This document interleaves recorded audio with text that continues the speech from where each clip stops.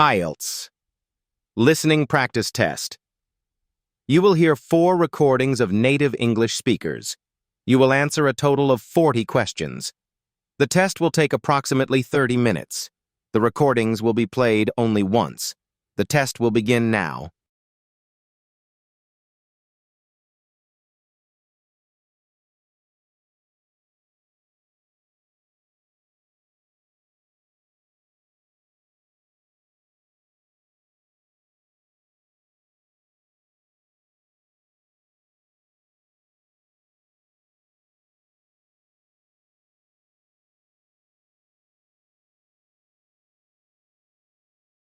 Good morning. It's Riverside Leisure Center. How can I help you?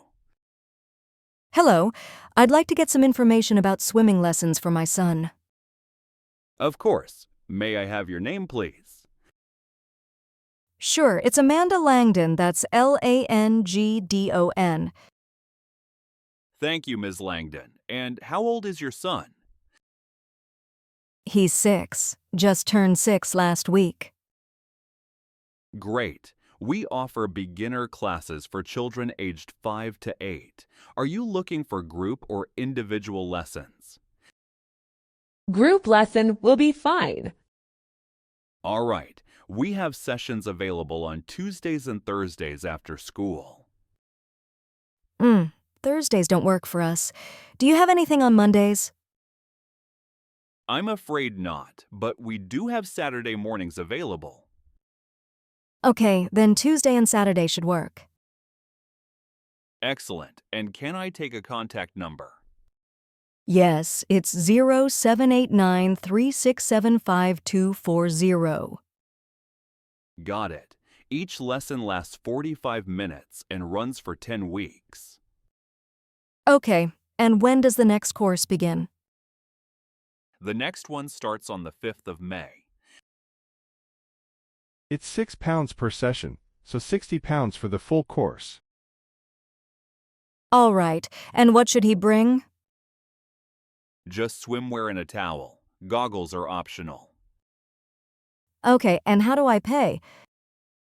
You can pay at reception, either by cash or card. Wonderful. Thanks for the information. You're very welcome. We look forward to seeing you soon. Okay, bye. Goodbye. Have a nice day.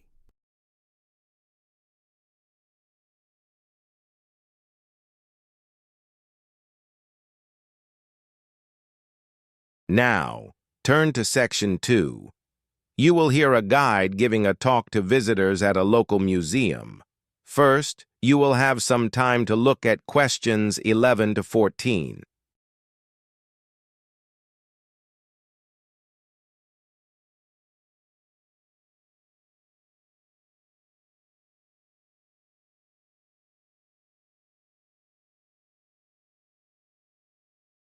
Good morning and welcome to the Greenwood History Museum.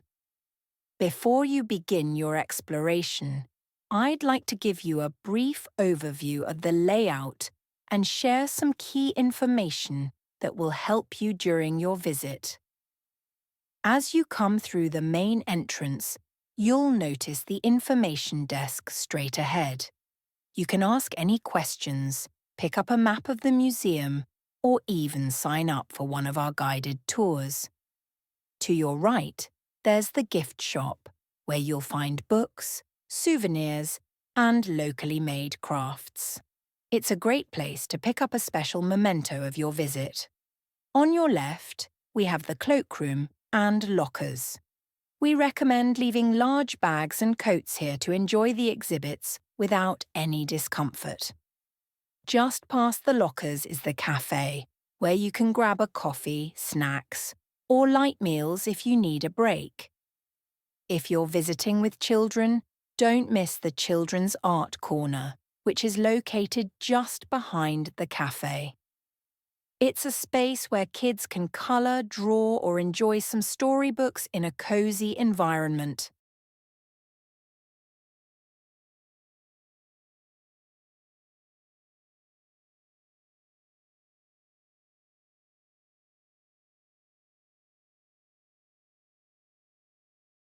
Now, let's talk about the exhibits. Each room features a different theme, and many include interactive displays. The dinosaur exhibit is one of our most popular sections. The main attraction is the Tyrannosaurus Rex replica, which is life-sized. There's also an interactive quiz station where children can test their knowledge about dinosaurs and learn more about the prehistoric era. In the Ancient Egypt room, you'll find a variety of real artifacts, including pottery, statues, and jewelry from the time of the pharaohs. We also have a video documentary that plays continuously, which provides an in-depth look at mummification and ancient burial customs. Moving on to the space zone, this area is truly one of a kind. It features touchscreen simulations where you can attempt a moon landing or explore the solar system. It's especially popular with teens and adults, but we've got plenty of interactive displays for younger visitors too.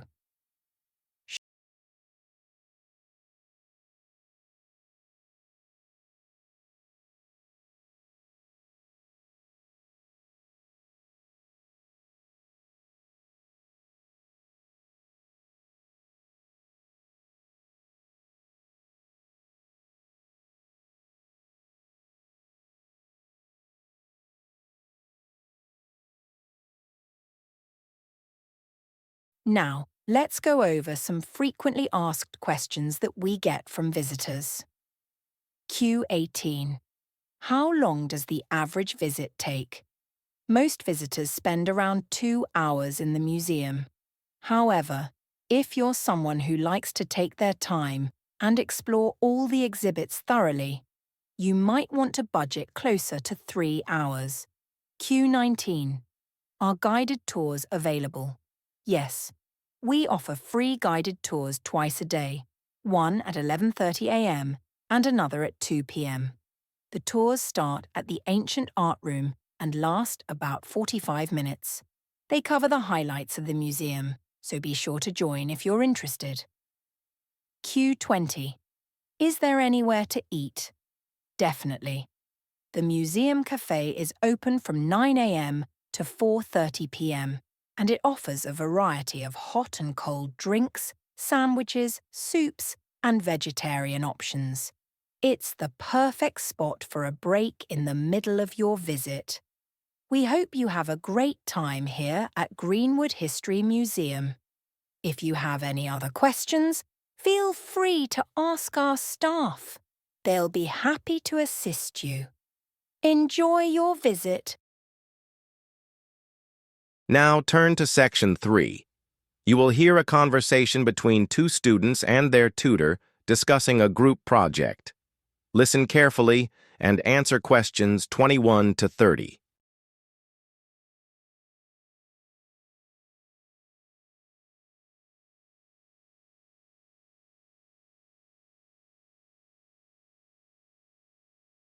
Good morning, Emma, Josh. I saw your email about the group project.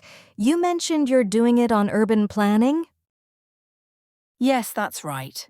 We've chosen to focus on green public spaces in cities and how they affect residents' quality of life.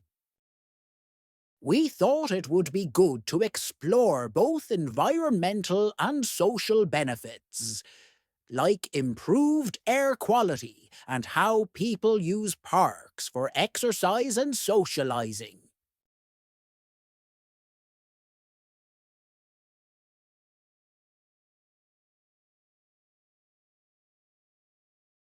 That's a solid choice. Did you narrow it down to any particular city? Yes, we've chosen Bristol since it has a good mix of traditional parks and new community-led spaces. It's also where a few pilot sustainability schemes are being tested. And we found that Bristol's Green Capital project from 2015 still influences current urban policy. So that gave us a strong foundation.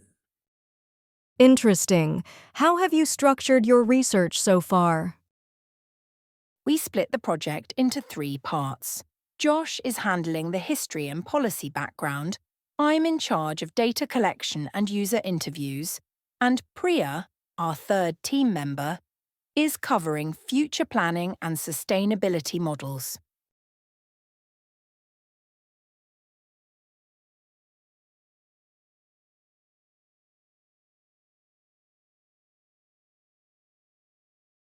That division seems practical. What kinds of data are you collecting? We've been visiting several sites and observing usage patterns. We also conducted short interviews with visitors, asking how often they visit, why they come, and if they think the green space improves their well-being. Plus, we're gathering official data, like usage stats and local council surveys. Some reports are from 2016, so we're trying to find newer ones to compare trends. Sounds thorough. Are there any particular challenges? The biggest challenge so far has been contacting city officials. We were hoping to interview a city planner, but they're not responding. We might have to rely on published interviews or recorded talks from planning conferences instead. That's still a valid approach. Do consider using academic articles too. Have you decided on how you'll present your findings? Yes. We're going to submit a written report about 2,500 words. Then we'll present a summary with visuals, charts, maps, infographics to the class. We're planning to use Google Maps overlays to show how green spaces are distributed in Bristol and how that aligns with population density.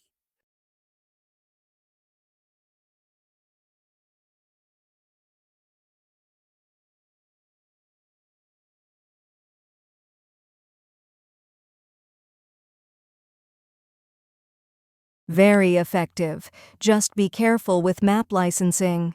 Make sure you use publicly available versions or cite them correctly. Will do. We also added a short section on accessibility, especially how certain groups, like the elderly or disabled, use parks. That's excellent. Accessibility is often overlooked. Are you including a reflection on your own group process? Yes, we're adding a critical reflection at the end, evaluating what went well and what could have been done better. We're also going to talk about group dynamics. Good. That's essential for academic projects. And how are you all managing workload? We divided tasks early and meet twice a week to stay on track. We're using a shared Google Doc to keep everything updated. Honestly, it's working better than we expected. Even when Priya had to travel for a week, she still managed to update her parts remotely. It's great to hear such collaboration. Just remember, include a proper reference list and double-check the university's formatting guidelines before you submit. Got it. Thank you so much for your feedback. Yes, it's really helped us feel more confident about where we're going. Now, let's move on to Section 4. In this final part of the test, you will hear a university lecturer giving a talk on an academic topic. Listen carefully and answer the questions that follow. You will have some time to look at questions 31 to 40.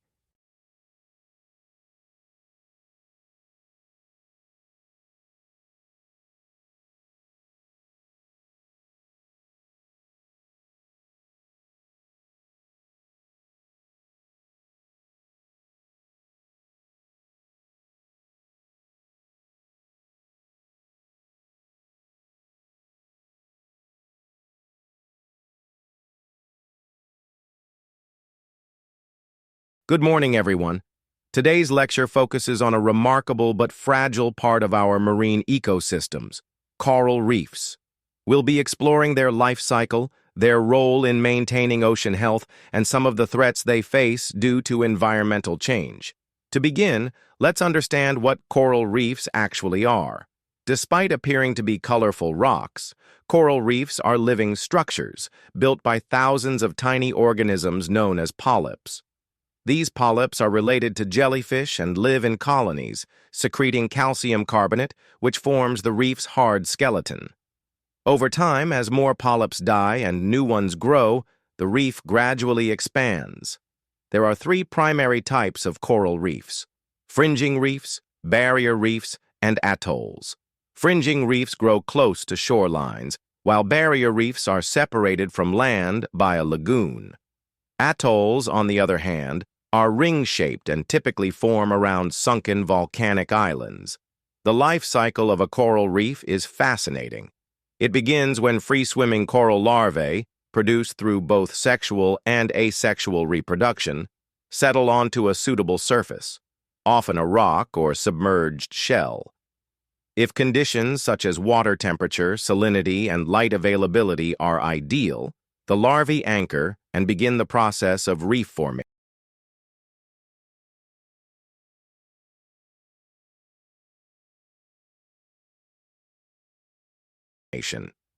An essential partner in the reef's life is a microscopic algae called zooxanthellae. These algae live inside coral tissues and provide the coral with energy through photosynthesis. In return, the coral provides the algae with a safe place to live and access to sunlight. This symbiotic relationship is so vital that if the algae are expelled due to environmental stress, such as warming waters, the coral loses color and becomes vulnerable, a process known as coral bleaching. Now let's consider the environmental importance of coral reefs. First, they provide habitats for about 25% of all marine species, despite occupying less than 1% of the ocean floor. They act as breeding grounds, feeding zones, and shelters for a variety of fish, crustaceans, and mollusks. Beyond biodiversity, reefs also protect coastal areas by absorbing wave energy, which reduces erosion and property damage during storms. Economically, they support tourism and fishing industries, contributing billions of dollars annually to global economies. However, coral reefs are in serious decline. One of the main threats is climate change. Rising sea temperatures and ocean acidification, caused by excess carbon dioxide, directly affect the health of coral polyps. Additionally, pollution, particularly from agricultural runoff and plastic waste, damages reefs by promoting harmful algae and blocking sunlight. Another critical issue is overfishing. When key species, like herbivorous fish, are removed from the ecosystem, algae can grow unchecked, smothering the coral. This imbalance weakens the entire reef system. And let's not forget physical destruction caused by coastal development, anchoring boats, and careless tourism. So what can be done? Conservation efforts include establishing marine protected areas, which restrict damaging activities like fishing and mining. There are also projects involving coral farming, where fragments of healthy coral are grown in nurseries and later transplanted onto damaged reefs. Researchers are also working on breeding heat-resistant coral species that can survive higher temperatures. Public awareness and education play a significant role as well. Tourists, for instance, can be encouraged to use reef-safe sunscreen and avoid stepping on reefs. Locals can be involved in community-based reef monitoring, helping scientists track changes over time.